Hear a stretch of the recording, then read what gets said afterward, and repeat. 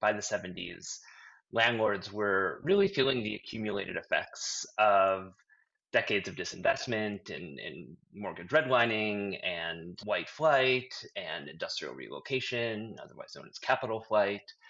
And their profit margins were getting squeezed. At the time, at least in New York, and honestly, I wouldn't be surprised if the same dynamic happened in San Francisco.